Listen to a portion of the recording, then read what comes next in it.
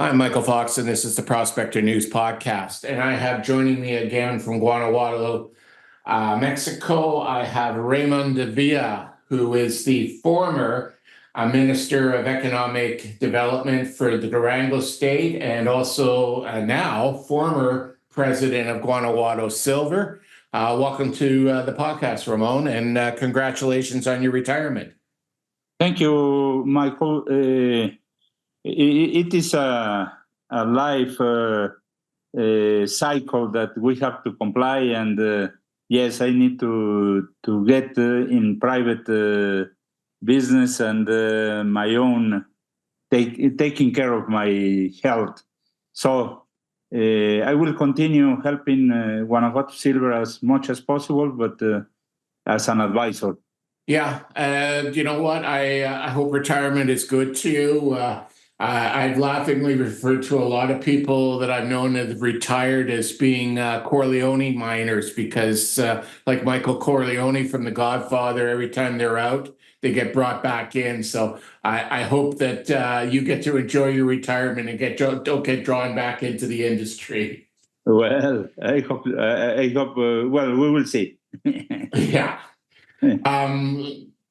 The person who isn't retiring is the purpose of today's discussion. When we last talked, we were talking about the pending Mexican elections and what the possible outcomes would be, what the different parties and everybody had talked about. We now know that the President-elect in Mexico is, in fact, Claudia Sheinbaum, who is not only the first female president of Mexico, she's also the first Jewish president of Mexico. So she'll have checked off a couple of firsts there. When does she actually take office, Ramon? Well, she will be taking office the 1st of October. Okay.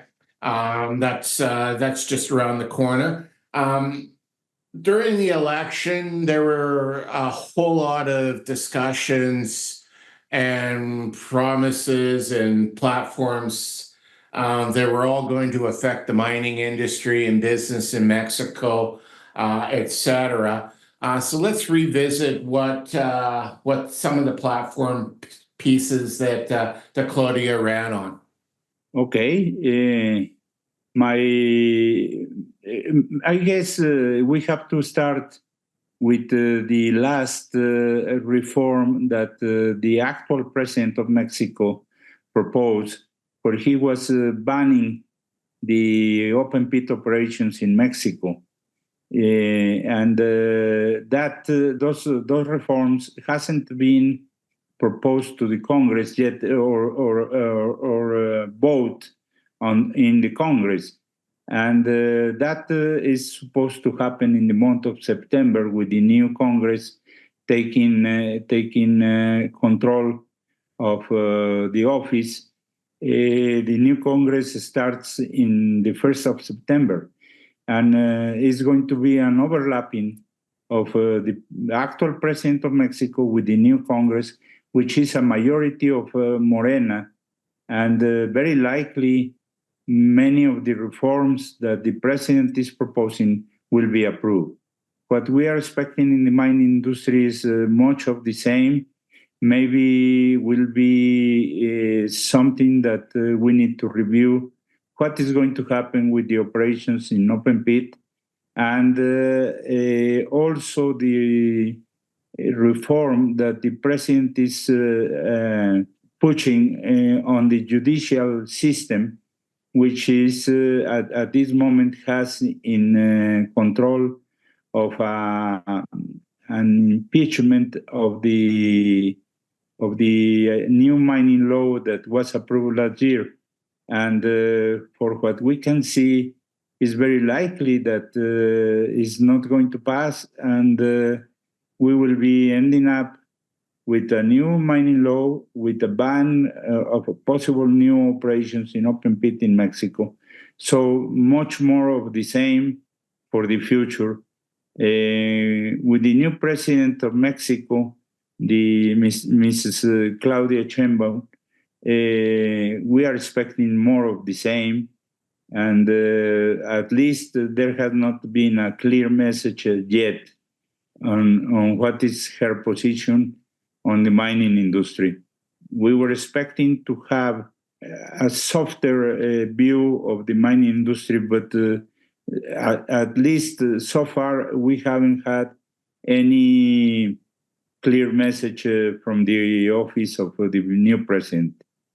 I see. Now, that's kind of, to me, that's kind of a strange thing. So your Congress comes into power prior to the president coming into power, and the outgoing president can still put forward legislation during, what, we would consider to be a lame duck period where kind of nobody's in charge.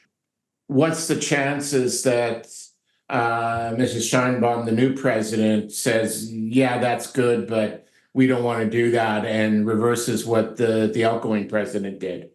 Very, very slim. At this moment, what we have seen is that she was in full support of the actual president and on the proposals of the actual president. We unfortunately we don't see a big change in that part, and I'm being a little bit pessimistic after the results of the last election, in which the ruling party got full majority of everything, and they have an enormous power at this moment to do whatever they want. So let's take a look at what they're going to be voting on in September. So they're going to ban all new open pit mines in the country of Mexico. So if I have a mine already that's operating that's open pit, does that affect me? Or is it if I'm someone that's trying to develop a mine and it's going to be open pit, does it affect me? Like who exactly is this new law going to end up affecting? Well, the proposal that the president sent to the Congress is not clear in that matter. The interpretation that we are doing is that it's going to be affecting the new projects, the new operations, but it's not only in the mining industry sector. It is on all open pits, and that is where it's strange because, well, as you know, we have cement pits, pits that supply material to the cement industry, steel industry have open pits also. And that is a critical part of the economy. The lithium project that the government has and is being pushing for it is in an open pit project. So we don't know yet what is going to happen, Michael. The interpretation that we are doing and answering your question is that the new projects are the ones that are going to be either limited or banned or will be very, very difficult to get permitting in the future. The words of the new president, she says that she prefers sustainability versus extraction. So, in that way, we are not having too much of a hope in that sense. So the new projects are going to be affected certainly, either with a complete ban or a much more strict ruling in the way that the Congress approved this new regulation. Which way do you think it's going to go? Will it be harder to get permitted, or will it be an outright ban? Well, if I was them, I will go that way, and because a complete ban is going to have a great economic adverse effect in the economy of Mexico. If I recall from our last podcast, it was approximately 40% of mining operations in Mexico were open pit. Is that correct? It's 60%. 60%.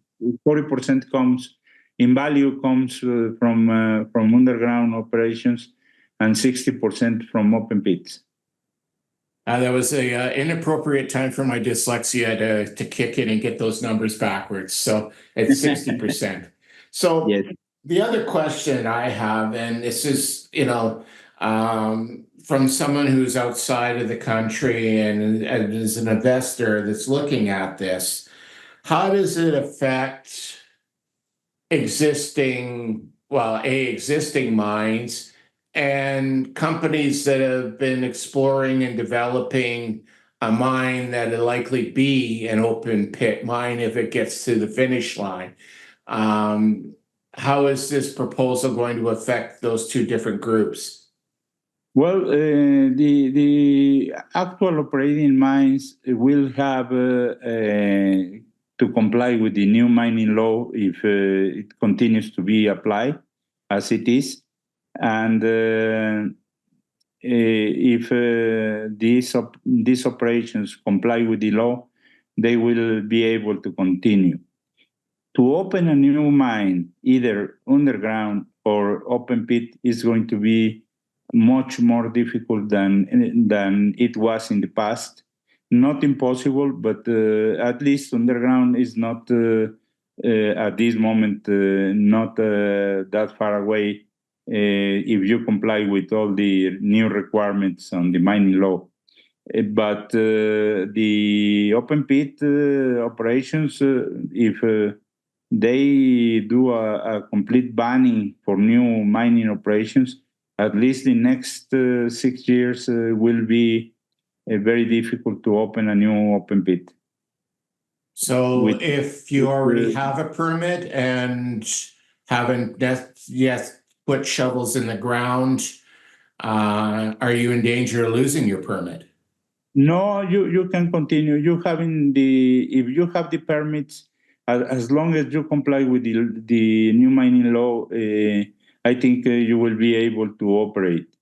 But to get new permits, that is where it's going to be a difficult one. I see. Okay. We keep talking about these new mining laws. What exactly is in the new mining law, and how does it change the playing field for the mining companies in Mexico? Well, it's much more tougher in the part of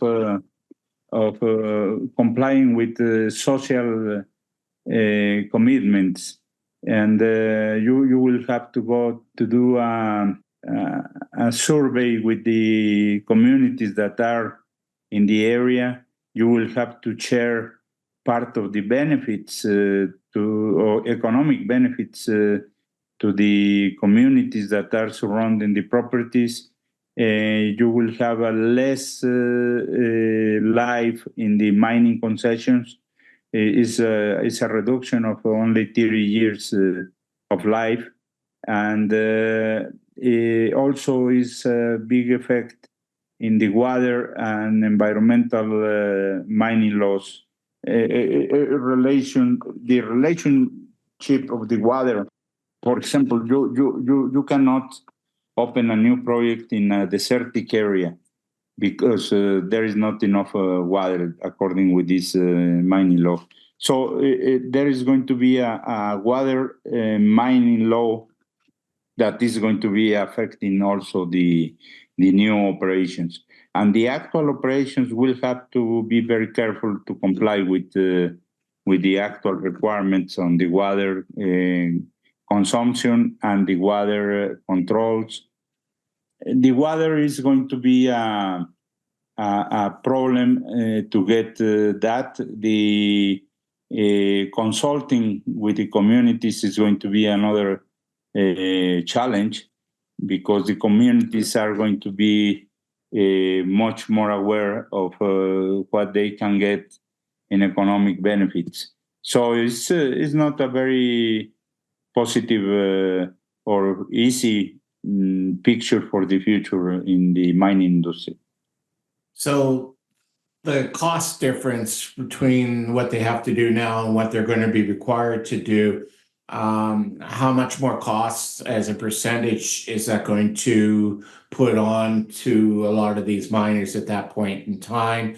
And does it put at risk their economic viability at all?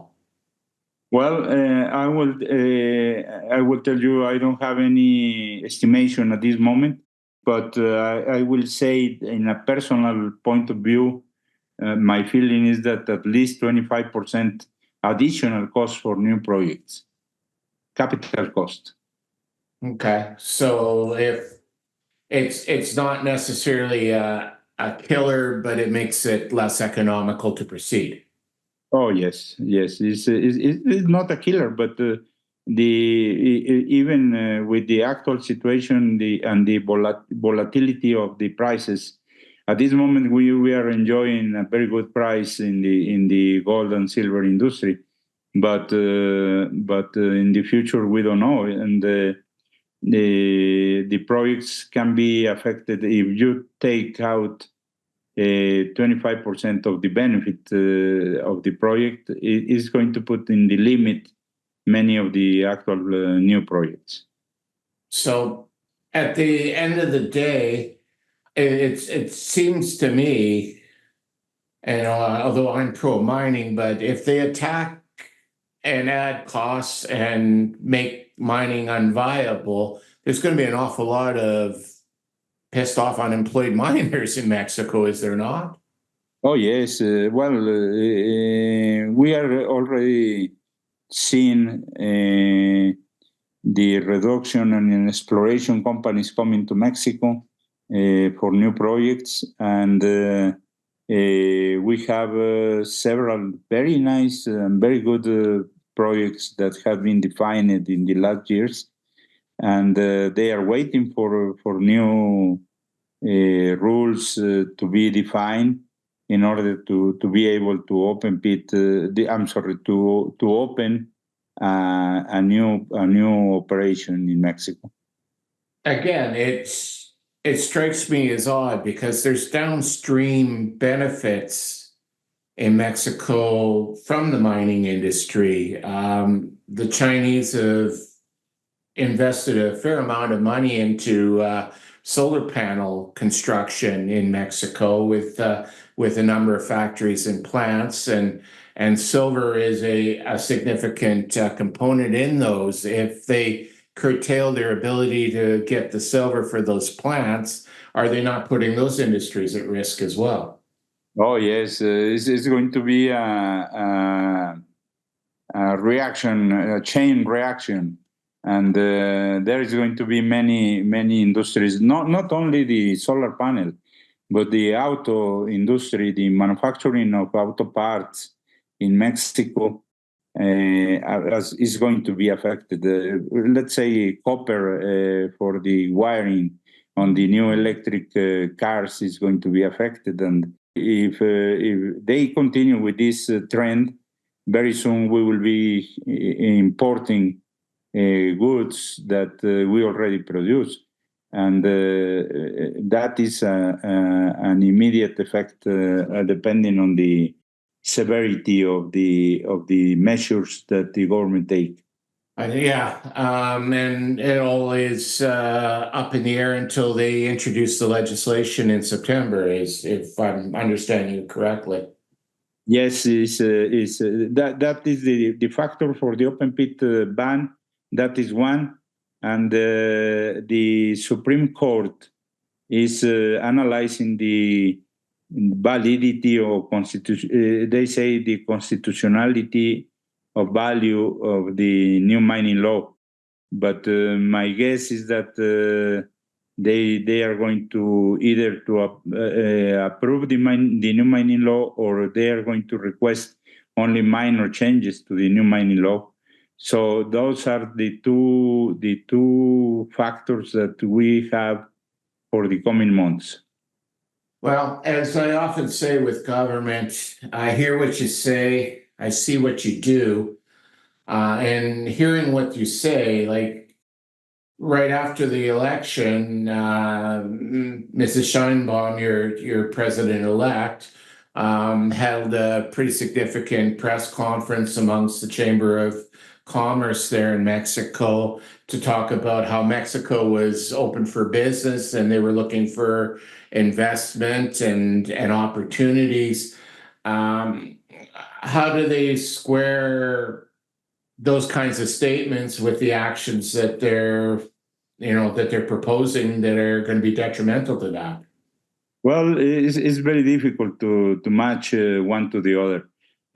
What I can say is that the person that she selected as Minister of Economy, Mr. Marcelo Ebrard, he has a more business orientation. He is from the left, of course, but he has a good business orientation. And Mr. Sheinbaum just to name a lady for a Council of Economics that is going to be acting as a liaison between the economic minister and the IRS minister in Mexico with the president of Mexico. And this council could be a good part to establish a good communication. And it's what we as an industry have to be looking for in order to try to minimize the effects of these negative proposals at this moment. But I don't think it's going to be before October we can do anything. I see. So in the meantime, investors should keep their powder dry and keep an eye on what's happening in the government and the legislature in Mexico coming September, October as power transitions. I will advise that. Okay, I appreciate your time, and it's good to get a viewpoint for on the ground there because it's always good to talk to people that know what's going on in country as opposed to us speculating outside without a clue. Michael, it's an honor, and thank you very much, and we will be in touch. Absolutely, and we'll probably pick this up again in late October, November once we get a handle on what exactly is the new rules and how it's going to be applied, and we'll see what it's going to mean in the bigger picture. Thank you, and yes, of course, I will be in touch with you and to watch for new developments on these issues. Wonderful. I appreciate your time. Thanks, Ramon. Bye now, Michael.